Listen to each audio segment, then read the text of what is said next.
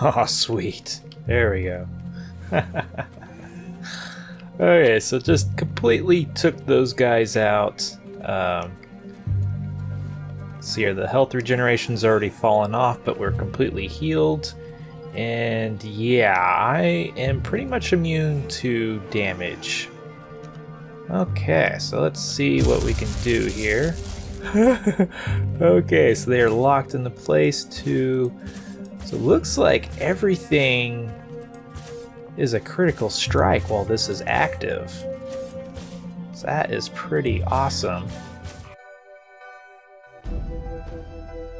How's it going, everyone? Javita here with another feature introduction. I've done 2 other introductions for this patch so far covering the Atlas and Bombs, so be sure to check out those videos if those topics interest you.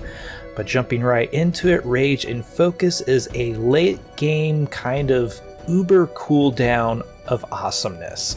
So as the name suggests, we have both Rage and Focus. Basically, in a nutshell, Rage is geared for people that take a lot of damage, such as tanks, or maybe even the frontline DPS using the yet-to-be-released lances. Focus is geared for, as you might imagine, damage dealers, and adds some pretty awesome effects. I have to say, Focus is probably my favorite, but Rage is extremely potent as well. So basically how these work is that you get stacking buffs on your character as you either take damage or do damage. So when it comes to Rage, when you take damage, it'll start a Rage buff, and the more damage you take, the faster it fills up.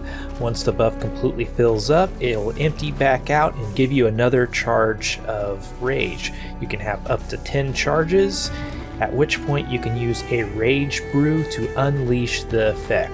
So a good thing to note about this characteristic, if you have enough armor to repel all damage, you will not generate any stacks of Rage, as you can see here. So it's based off of actual damage taken, not how much damage you would have taken. You can of course use the brew at any point in time, however you will get the greatest and most dramatic effect if you wait until you have 10 stacks. So just by itself, Rage will give you a small amount of health back when used. You can come down here and upgrade it. This will give you Rage faster and increase the healing. Over here we have the real magic. These are 3 different effects that each one can be powered up if you choose. So the first one is Power Surge. This essentially turns you into a bomb. Thankfully, this effect does not damage terrain, but it is fairly devastating to any creatures around the character, especially when fully charged up. Next up, we have Adrenaline Rush. This gives you a heal over time in addition to the burst healing effect that you get from just having a skill in the first place. So this goes a long way at keeping you topped off or getting you back up to full health if the initial effect did not fully heal you. And then finally we have the very tankish skill type effect of Thick Skin. This temporarily increases both your armor and resistances. If you're unfamiliar, kinetic attacks are all single target attacks, and impulse attacks are basically all the AoE attacks. So things like bombs and whatnot. So with 10 stacks of Rage and all of these skills, basically anything around my character was severely damaged, if not completely wiped out, and I was completely immune to all damage. The one qualifying factor is that on the testing servers I only have access to Volpto, so potentially on the harder ring worlds the higher level creatures might be able to still do some damage to you, and it also depends a little bit on what kind of armor skills you already have. So might need a little bit more testing to see if this truly makes you invulnerable or if you will still need some skills over here. Coming over to Focus. Focus is generated by doing damage to creatures and restores stamina based on the number of charges consumed. Just like Rage, there is an upgrade to generate Focus faster and increase its stamina restorative effect. Quite nice.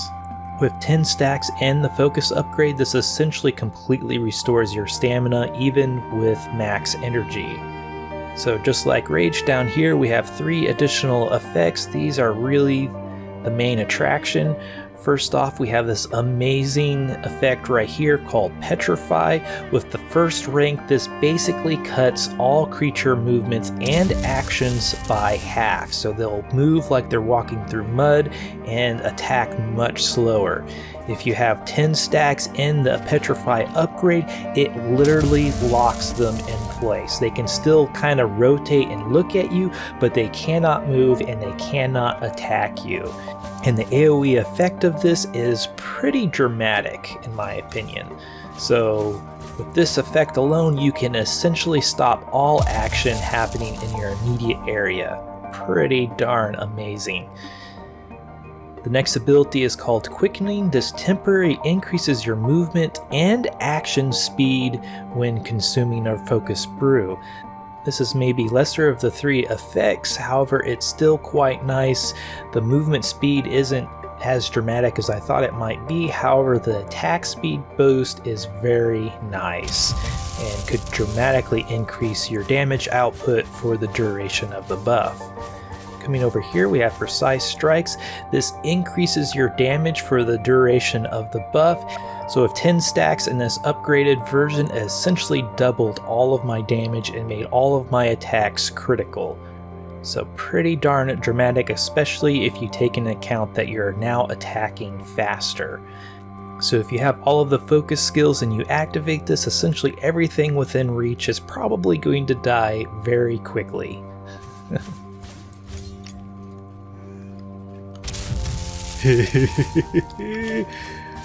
You're all mine now.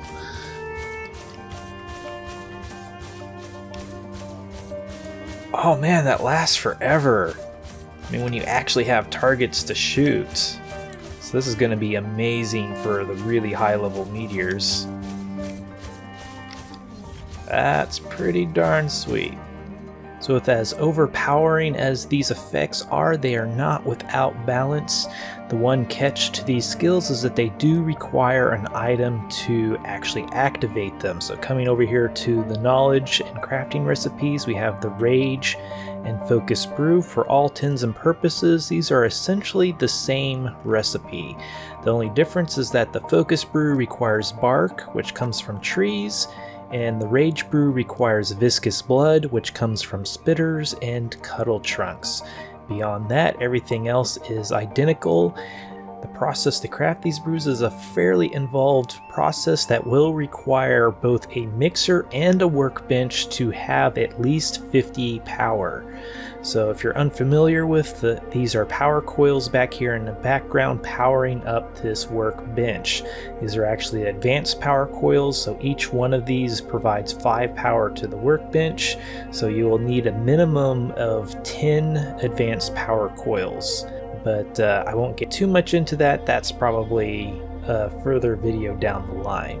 So coming back over to the brews, almost all of this is crafted in the mixer. The one exception is the level 5 brew container seen right here. This will have to be crafted in the workbench, and that is why you need the power for the workbench. The rest of this is all made in the mixer, and the bucket of fortified milk and the channeling oil, it's not that big of a deal. The brew container does, however, require a few rough gems. So this is no small endeavor to make one of these, both in the process to make them and the materials used. However, this should give merchants a highly valuable commodity to trade along with all the other consumables added in this patch.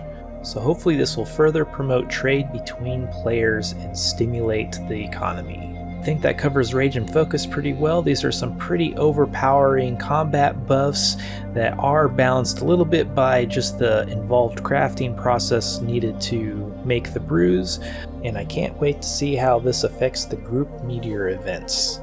Should be exciting times. Anyway, this was Javita. Thanks for watching. If you enjoyed this video, be sure to hit that like button, subscribe if you want to see more like it, and if there's anything you didn't like, please let me know down below. Until next time, peace.